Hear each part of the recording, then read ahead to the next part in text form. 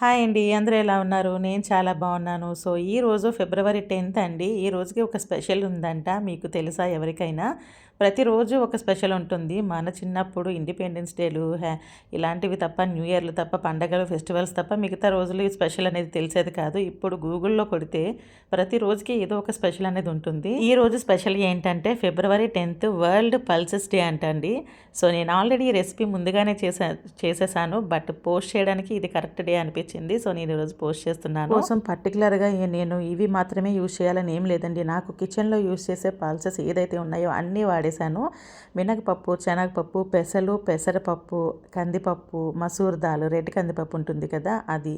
So, అలాగే రాజ్మా ఉంటే అది వేశాను, మిల్లెట్స్ వేశాను, బ్రౌన్ రైస్ వేశాను ఒక చిన్న గ్లాస్‌తో.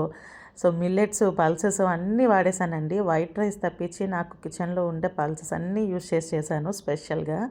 బట్ ఇది ఇంత బాగా వస్తుంది అనుకోలేదు. ఇవన్నీ నేను ఒక 6 అవర్స్ సోక్ చేసుకున్న తర్వాత మిక్సీ చేసేసుకొని ఇంకొక 5 to 6 అవర్స్ దీన్ని ఫెర్మెంటేషన్ చేసేటట్టుగా పెట్టేసుకున్నాను నైట్. సో, మార్నింగ్కి అయితే ఇది ఎంత సాఫ్ట్గా చాలా ప్లఫీగా వచ్చింది బ్యాటర్ అంతా కూడాను.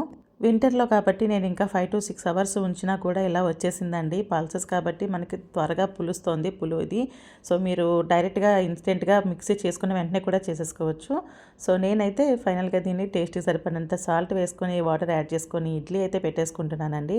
మనం దీంతో ఇడ్లీ వేసుకోవచ్చు, దోశ చేయొచ్చు, అలాగే గుంత పొంగనాలు చేసుకోవచ్చు, అన్ని రకాలు చేసుకోవచ్చు. ఊతప్పం కూడాను చాలా టేస్టీగా వస్తుంది. అసలు ఎంత బాగా అంటే అసలు నేను వంట సోడా లాంటివి కూడా ఏది యూజ్ చేయలేదు. అంత ప్లఫీగా చాలా బాగా వచ్చాయి. సో, చూస్తున్నారు కదా, మంచిగా మనం పొట్టు తీయలేని మినపప్పు వాడినప్పుడు ఇడ్లీ ఏ కలర్ వస్తుందో అలా వచ్చిందండి. టేస్ట్ అయితే నార్మల్ ఇడ్లీ కంటే కూడా చాలా బాగుంది. రవ్వ యూజ్ చేయలేదు, రైస్ యూజ్ చేయలేదు. మంచి డయాబెటీస్ పేషెంట్స్కి కానీ, వెయిట్ లాస్ అవ్వాలనుకున్న వాళ్ళకి కానీ ఇదైతే చాలా బాగుంటుంది. సో, ఇలా సాంబార్ చట్నీతో సర్వ్ చేసుకుంటే 4 అనుకొని తినేవాళ్ళు 2 తినగలరు. చాలా హెవీగా అనిపిస్తుంది. స్టమక్ ఫుల్ అయిపోయిన ఫీల్ వస్తుంది. రెసిపీ మీరు కూడా ట్రై చేసినట్లయితే ప్లీజ్ లైక్ చేయండి, సబ్స్క్రైబ్ చేసుకోండి. Thanks for watching this video.